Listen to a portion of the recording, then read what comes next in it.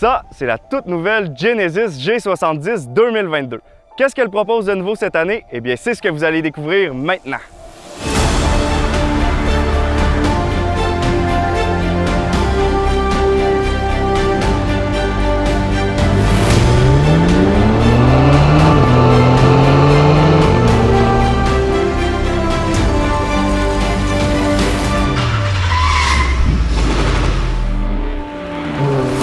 La G70 existe seulement depuis 2018 et pendant ces 3 petites années-là, elle a littéralement presque à elle seule permis de mettre Genesis sur la carte. Quand je l'ai essayé il n'y a pas si longtemps à l'aéroport de Sherbrooke, j'étais vraiment tombé en bas de ma chaise et d'ailleurs j'ai pas été le seul parce que cette auto-là a remporté à peu près tous les plus grands honneurs en automobile, y compris la voiture nord-américaine de l'année en 2019. Et aujourd'hui aussi, c'est en grande partie grâce à la G70 que Genesis peuvent se vanter d'être au sommet de toutes les chartes de fiabilité selon J.D. Power. Ce qui est un accomplissement incroyable quand on y pense parce que c'est une marque qui existe juste depuis 2015. Alors, si la G70 est encore si jeune et si bonne, on pourrait se demander pourquoi est-ce que Genesis en ont pas profité pour la rentabiliser au maximum avant de la renouveler. Eh bien parce que c'est une auto qui n'a pas vraiment des petits poids plumes comme concurrents. Aujourd'hui, la version à l'essai, c'est la 3.3 T Sport, donc celle avec le V6. Et pour donner une idée à ceux qui ne le savent peut-être pas, là, ça fait concurrence au Audi S4, Mercedes C43 AMG et BMW M340i. Et d'ailleurs, cette année, on a eu le droit à une nouvelle série 3 chez BMW avec une grille, disons, plutôt controversée. La nouvelle classe C chez Mercedes devrait faire son arrivée début 2022. Alors Genesis ne pouvait juste pas se permettre de prendre ne serait-ce qu'un petit centimètre de retard avec leur G70, qui, il faut le dire aussi, a vraiment été leur pain et leur beurre jusqu'à date, en attendant l'arrivée des VUS cette année. Si Genesis ne peuvent pas se permettre de prendre du retard, c'est tout simplement parce qu'ils ne sont pas encore à maturité. Et la preuve, c'est que de tous les essais que je fais, c'est de loin la marque qui génère le plus de controverses. Les gens sont clairement pas au même endroit dans l'adoption de cette nouvelle marque-là, ce qui donne lieu à des échanges enflammés entre ceux au profil d'innovateurs ou d'adopteurs précoces et les autres sceptiques qui ne se font juste toujours pas à l'idée que la filière de luxe de Hyundai puisse faire concurrence aux Allemandes. Et je dis pas que ces sceptiques-là ont raison ou ont tort, parce qu'en fait, il faut savoir que plus les gens s'obstinent en commentaire, plus nos vidéos sont diffusées de façon organique sur les réseaux sociaux. Donc, continuez comme ça et abonnez-vous à notre chaîne en même temps. Mais ce que je veux dire ici, par contre, plus sérieusement, c'est que Genesis a encore une très grosse portion de clientèle à conquérir. Ils ne peuvent pas faire comme les autres marques de luxe en ce moment, c'est-à-dire s'asseoir sur leur nom et conserver les mêmes modèles pendant 6, 7 ou même 8 ans. Je veux dire, même leur réseau de concessions en Amérique du Nord est encore loin d'être terminé. Ils viennent tout juste de faire leur entrée en Europe en ce moment même. Et d'ailleurs, mes petits chanceux, vous allez avoir le droit à la G70 Shooting Brake et pas nous autres. Donc ça, je suis un petit peu jaloux. Mais tout ça pour dire que Genesis n'a pas le choix d'avoir vraiment le couteau entre les dents. Et moi, c'est ça que j'aime avec cette marque-là parce que en mettant autant d'efforts et d'investissements dans leurs produits, c'est clair qu'au final, les gagnants, c'est les consommateurs. Et pas juste les consommateurs Genesis, là, sur toutes les autres marques aussi. Parce qu'en étant un nouveau joueur menaçant, Genesis force l'ensemble du segment à innover. Et ça, c'est toujours une bonne chose en soi. Et avant d'entrer dans le vif du sujet, je pense que c'est important de vous dire dès le départ combien vaut la G70 pour vous permettre de relativiser un peu avec tout ce qui s'en vient dans l'essai. Alors en 2022, on a droit à 6 versions, donc 3 avec le 4 cylindres de 252 chevaux qui se détaillent entre 45 et 53 500 $ et 3 autres avec le V6 de 365 chevaux qui débute à 54 500 $ et peut monter jusqu'à 61 000 $ pour la Launch Edition. C'est important de rappeler ici que la traction intégrale est offerte de série sur toutes les versions au Canada et que, comme toujours avec Genesis, les options sont incluses dans le package. Il n'y a pas de niaisage et ça, j'adore ça.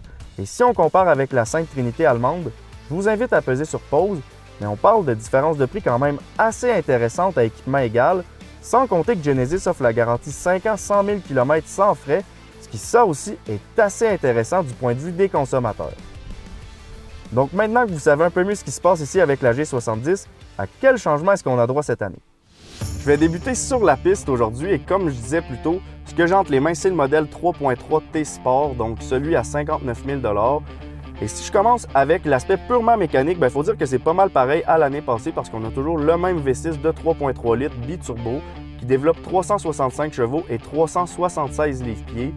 Il est toujours jumelé à une boîte automatique à 8 rapports. Par contre, j'ai l'impression qu'elle a été reprogrammée parce que les changements sont plus vite cette année. Et d'ailleurs, c'est la même boîte à laquelle vous allez avoir droit dans les modèles 4 cylindres. Donc on parle d'une mécanique qui a fait ses preuves, qui développe des chiffres relativement identiques à ceux des Allemands, là, à plus ou moins 20 chevaux près. Mais ce qui manquait par contre l'année passée, c'était un petit peu plus de piquant, des choses complètement inutiles aux yeux de monsieur, madame, tout le monde, mais hyper importantes pour des passionnés comme nous. Et ici, je parle d'un mode Sport Plus qui ouvre les valves dans le système d'échappement.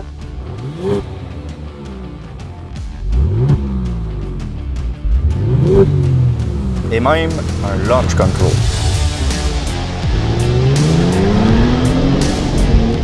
Cette auto-là est peut-être pas aussi précise qu'une 340. Elle sonne pas aussi rauque qu'une C43. Je pense pas que son système de traction intégrale soit aussi évolué que celui de Quattro chez Audi, mais c'est comme si Genesis avait mis tous ces ingrédients-là dans un malaxeur, pesé sur blende, et le résultat global coûte juste meilleur que celui de ces autos-là.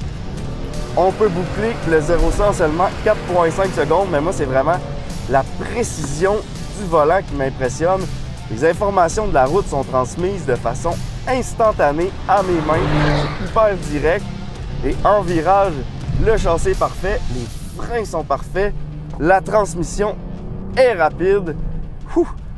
Et honnêtement, quand on pousse la machine, c'est vraiment un outil chirurgical, presque au niveau de la BMW M340, qui a toujours été la référence dans le segment à ce chapitre-là. Mais là, c'est le temps de se calmer un petit peu et justement se diriger vers le seul endroit où la série 3 ne veut pas aller. J'ai nommé la route du désert.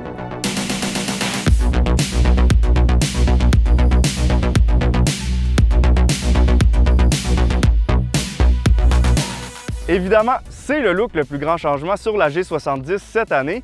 Et même si l'ancienne était très belle, je sais que sa grosse grille de calandre ne plaisait pas nécessairement à tout le monde. Et heureusement, Genesis ont rectifié le tir cette année avec une grille qui est beaucoup moins flashy, plus élégante et qui s'agence mieux aussi avec les nouveaux phares qui utilisent la philosophie des fameuses deux lignes. Alors pour ce qui est de l'avant, je pense qu'on peut dire que non seulement la présentation est plus mature que l'ancienne G70, mais plus mature aussi que les nouveaux G80 et GV80. Et je pense que c'est la première fois que je dis ça dans un walk-around, mais je trouve que cette auto-là dégage quelque chose et je la trouve juste vraiment sexy. Et comme avec tous les nouveaux produits de la marque, les deux lignes d'effort se prolongent à la ceinture de caisse, puis jusqu'au feu à l'arrière aussi. Et encore une fois, contrairement au GV80 ou à l'ancienne G70, les angles sont beaucoup plus fluides, plus subtils. Et si on compare avec deux autres marques au badge ailé, disons qu'on est plus dans la finesse d'Aston Martin que dans l'opulence de Bentley.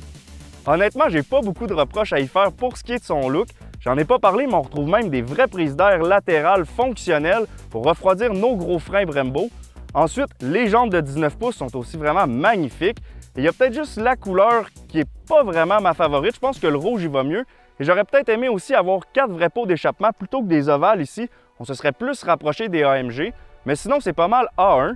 Et pour ce qui est du volume de coffre, on parle d'un volume de 300 litres, ce qui est adéquat, mais qui, je l'avoue, aurait pu peut-être être un petit peu mieux.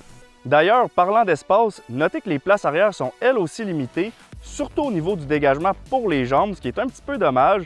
Mais d'un autre côté, on ne peut pas tout avoir et c'est le prix à payer pour obtenir une auto relativement menue et dont les proportions extérieures frisent la perfection.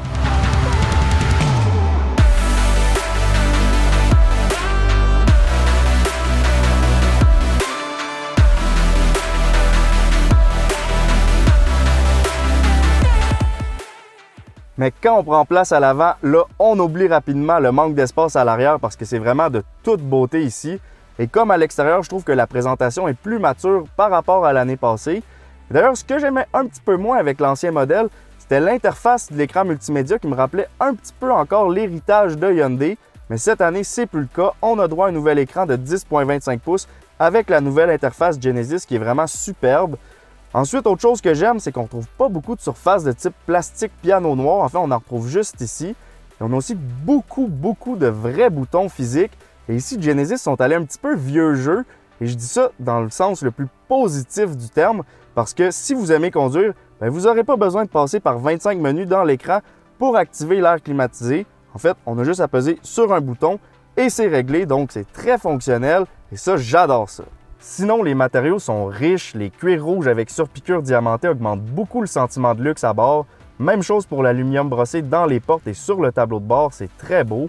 Et notez que le tableau d'instrumentation derrière le volant propose maintenant une plus grande surface digitale qui permet d'intégrer la caméra d'angle mort, donc encore là c'est très fonctionnel quand on conduit, quoique j'avoue que j'aurais aimé avoir les cadrans digitaux en 3 dimensions du GV80 et de la G80. Mais si on revient sur la route, ce que j'aurais aimé avoir encore plus que les cadrans 3D, c'est une vraie bonne vieille boîte manuelle ici et malheureusement Genesis ont arrêté de l'offrir parce que vous en achetiez pas assez. Et d'ailleurs, j'ai hâte de voir à quel point les anciennes G70 manuelles propulsion vont conserver leur valeur sur le marché d'occasion parce que ça risque de devenir des vraies licornes. Et même moi, je pense que quand va venir le temps de changer mon auto personnelle, c'est pas mal celle-là qui va trôner au haut de ma liste parce que c'était vraiment toute une machine. Mais même si on n'a pas la boîte manuelle cette année, je dois dire que la 2022 est encore plus une machine. Écoutez, on ne se tanne juste jamais de la conduire. C'est vraiment quelque chose. Peu importe le mode de conduite qu'on choisit, là, que ce soit en mode confort, si on veut rouler relax, en écoutant de la bonne musique, tranquillement, ou en mode Sport Plus, comme en ce moment, si on se sent un petit peu plus tannant, eh bien, cette auto-là est vraiment juste parfaite tout le temps.